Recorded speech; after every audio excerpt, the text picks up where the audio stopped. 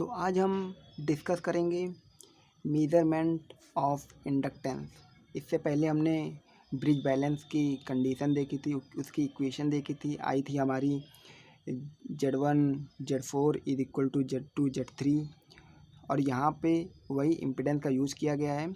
Impedance क्या होता है मैंने बताया था, जब रेजिस्टेंस और इंडक्टेंस सीरीज में लगे हो या इसके साथ कोई और कंपोनेंट यानी कैपेसिटर भी लगा हो सकता है। यहाँ पे हम पढ़ रहे हैं सिर्फ मैक्सवेल्स इंडक्टेंस ब्रिज। तो मैक्सवेल्स इंडक्टेंस ब्रिज क्या होता है? ये ऐसा ही बना होता है, इसमें कोई गलती नहीं है और ना आप दूसरी तरह से आप इसे बना सकते हैं। तो इसी तरह आपको बनाना है मैक्सवेल इंडक्टेंस ब्रिज। इसमें क्या होता है कि पहली आर्म में लगा हुआ है रेजिस्टेंस एंड इंडक्टेंस सीरीज में करंट I1 फ्लो हो रही है, R1 L1 इसको माना है, ये R1 है और इंडक्टेंस L1। E1 EMF है, यहाँ का E2 EMF है, यहाँ का E3 और E4 यहाँ का है फोर्थ आर्म का। और यहाँ पे सिर्फ रेजिस्टेंस है यानी R3 रेजिस्टेंस लगा हुआ है और सेकंड आर्म में जो है उसमें वेरिएबल रेजिस्टेंस लगा हुआ है और वेरिएबल इंडक्टेंस लगा हुआ है। ये तीर का निशान इसमें लगा हुआ है, मतलब ये वेरिएबल है। और I2 करंट फ्लो हो रही है, इसमें I3 करंट फ्लो हो रही है और इसमें I4 करंट फ्लो हो रही है। हमने यहाँ से सोर्स दिया, ये सोर्स है, यहाँ से हम सप्लाई देंगे। तो पढ़ लेते हैं क्या लिखा हुआ है कि in this method the unknown inductance is measured by comparing with the standard inductance. यानी इस मेथड का यूज़ करके हम क्या कर सकते हैं, इस मेथड का यूज़ करके हम इंडक्टेंस फाइंड कर सकते हैं। इंडक्टेंस जो है L1 उसको फाइंड कर सकते हैं किसके साथ, स्टैंडर्ड इंडक्टेंस के साथ कंपेयर करा के। ठीक है, यानी इसके साथ कंपेयर करा के। यहाँ पे R1 जो है वो अननोन रेजिस्टेंस है यानी कि वैल्यू हमें मालूम नहीं है, और L1 भी जो है वो अननोन इंडक्टेंस है, इसकी वैल्यू भी निकालनी है। और L2 और R2 जो है L2 जो है वो नोन है, हमें मालूम है, और R4 जो है वो भी हमें मालूम है। ठीक है, यानी ये भी हमें मालूम है। तो इसका यूज़ करके हम कैसे निकालते हैं ये भी देखते हैं हम। इससे पहले आपने पढ़ा हुआ था balance condition. At balance condition क्या होती है, Z1 Z4 is equal to Z2 Z3। ये आपने इससे पहले पढ़ा हुआ था, ये आपको याद रखनी है। यानी पिछले वाला कंसेप्ट का यूज़ करके हम आगे वाले जितने भी ब्रिजेस हैं उनको पढ़ेंगे। तो इसमें लिखा हुआ है Z1 Z4 equal to Z2 Z3। Z1 की वैल्यू आपको मालूम है क्या होती है। यहाँ का अगर हमें पहला आर्म है, ये यहाँ पे Z1 होता था, तो Z1 हमें निकालना है। तो यहाँ पे क्या लगा हुआ है, इम्पिडेंस, यानी कि R1 के साथ यानी कि रेजिस्टेंस के साथ इंडक्टेंस लगा हुआ है, यानी कि एक इम्पिडेंस है। और इम्पिडेंस कैसे फाइंड करते हैं, यहाँ Z1 को हमने लिखा R1 प्लस JXL1 और XL1 को हम लिख सकते हैं ओमेगा L1। ठीक है, यहाँ आपको दिख रहा होगा कि Z1 Z4 Z1 का हमने रखा R1 प्लस JXL1 और XL1 को लिख सकते हैं ओमेगा L1। ये Z1 हो गया। Z4 देखते हैं, ये फोर्थ आर्म है, यहाँ सिर्फ रेजिस्टेंस लगा हुआ है, तो यहाँ पे क्या हो जाएगा, सिर्फ R4, Z4 की जगह R4, और यहाँ पे इक्वल टू Z2 की वैल्यू यहाँ पे भी लगा हुआ है रेजिस्टेंस के साथ इंडक्टेंस, तो यहाँ पे भी क्या हो जाएगा R2 प्लस JXL2, और XL2 की जगह हम लिख सकते हैं ओमेगा L2। और ये R3, ये Z3 की वैल्यू क्या है, Z3 की वैल्यू R3, क्योंकि ये अकेला हुआ है, तो यहाँ पे रेजिस्टेंस R3 लिख दिया।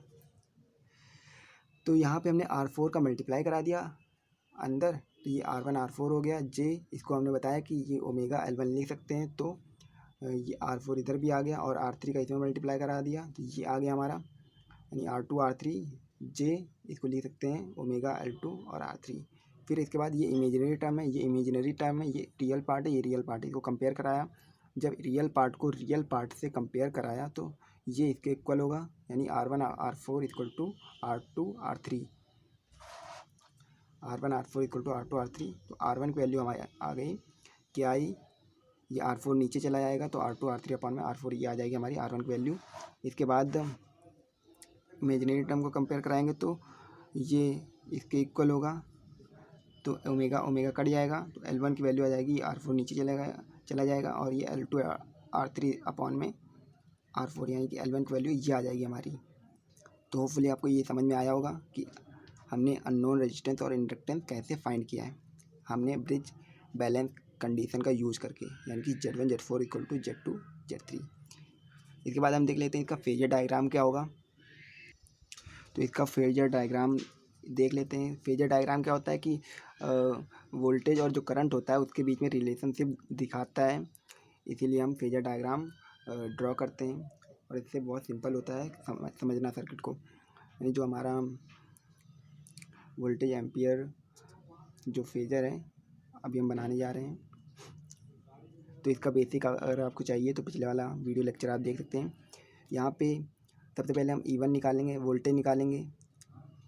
E1 इस आर्म में वोल्टेज कितना होगा, जब यहाँ पे करंट I1 जा रही है तो I1 R1, यानी E1 क्या होता है I1 R1। इसके साथ क्या लगा हुआ है, प्लस में इंडक्टेंस लगा हुआ है। तो इंडक्टेंस में जब जाएगी करंट तो क्या होगा I1 J ओमेगा L1, ठीक है।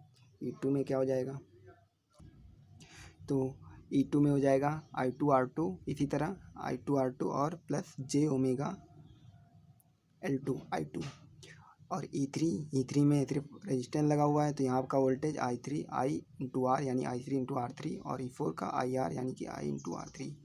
हमने ओम लॉ का यूज़ किया करके ये वोल्टेज निकाला है, यानी EMF निकाला है। फिर इसके बाद हम इसका फेजर ड्रॉ करते हैं। तो फेजर कैसे ड्रॉ करेंगे, सबसे पहले हम एक रेफरेंस पॉइंट मानते हैं। रेफरेंस पॉइंट हमने पहली आर्म में लिया करंट को। यहाँ पे सबसे पहले हमने क्या किया, करंट I1 जो है वो रेफरेंस पॉइंट मान लिया। फिर इसके बाद हमने देखा कि जो I1 करंट वो R1 में जा रही है, यानी रजिस्टर में जा रही है। तो जब करंट रजिस्टर में जाती है तो सेम फेज पर होती है, यानी कि अगर रजिस्टर में करंट सेम फेज पर है तो वोल्टेज भी करंट के फेज पर ही होगा। यानी कि यहाँ का वोल्टेज क्या होगा, वोल्टेज I1 R1, ये I1 R1 इसी फेज पर होगा, यानी कि वोल्टेज भी होगा I1 के कंडीशन में, क्योंकि रेजिस्टेंस में वोल्टेज और करंट सेम फेज पर होते हैं, ठीक है। इसके बाद जो करंट I1 जो है वो इंडक्टर में जा रही है। इंडक्टर में करंट क्या करती है, लैग करती है। जब इंडक्टर में करंट लैग करती है तो वोल्टेज क्या करता है, लीड करता है। इंडक्टर में करंट लैग करती है और वोल्टेज लीड करता है, यानी कि यहाँ का वोल्टेज जो हो जाएगा, ये वोल्टेज है दूसरा वाला, यानी कि लिखा मैंने I1 x L1, इसको हम ये लिख सकते हैं। फिर इसके बाद हमें E1 चाहिए। E1 इन दोनों का सम होगा, ये हमें मालूम है। इन दोनों का सम जो है वो E1 है, यानी कि E1 ये हो गया। और हम जानते हैं E1 जो है E2 के इक्वल है। E1 E2 के इक्वल है तो ये इक्वल हो जाएगा E2 के। इसके बाद E2 क्या है कि I2 R2 और प्लस ये लिखा हुआ है जो हमने सेकेंड आर्म में देखा कि I1 I2 के इक्वल है, E1 E2 के इक्वल है। तो यानी कि जो I1 R1 है वो I2 R2 के भी इक्वल होगा, I2 R2। और जो J I1 X L1 है वो I2 J ओमेगा L2 के इक्वल होगी। और जो करंट I2 है वो करंट I2 जो है वो इसी फेज पर रहेगी, क्योंकि E1 E2 के इक्वल है। तो करंट जो है रजिस्टर में यहाँ पे सेम फेज पर रहती है, ये आप देख सकते हैं। जब यहाँ पे करंट जाएगी तो करंट रजिस्टर में जाएगी तो इसी फेज पर रहेगी, और जब इंडक्टेंस में जा रही है तो वोल्टेज क्या हो रहा है, लीड कर रहा है। जैसे कि इसमें किया था लीड, उसी टाइप में इसमें भी होगा। फिर इसके बाद हम जानते हैं I1 जो है वो I3 के इक्वल है और I2 I4 के इक्वल है, ठीक है।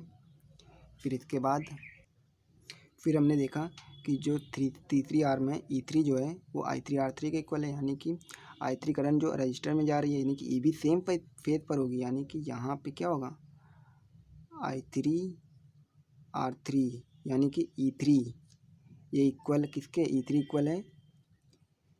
इक्वल है E4 के, ठीक है। E3 E4 के इक्वल है, तो ये किसके इक्वल हो जाएगा, I4 R4 के। अब इसके बाद हमें इक्विवेलेंट EMF निकालना है, तो कैसे निकालेंगे, ये यहाँ से हमने इसके पैरेलल एक लाइन खींच दी और यहाँ से हमने इसको मिला दिया। ये दोनों जहाँ पे कट कर रहे हैं वही हमारा E है, EMF हमें मिल गया, ये E आ गया हमारा, ठीक है। यानी कि ये E किसके बराबर है, E1 प्लस E3 के और E2 प्लस E4 के, ठीक है। तो ये हमारा हो गया फेजर डायग्राम। ये E निकल आया हमारा, E1 प्लस E3 के और E2 E4 के इक्वल है, इन दोनों का सम ये यहाँ पे आया E। ये हमारा हो गया फेजर डायग्राम। तो आपको समझ में आया होगा, तो थैंक यू।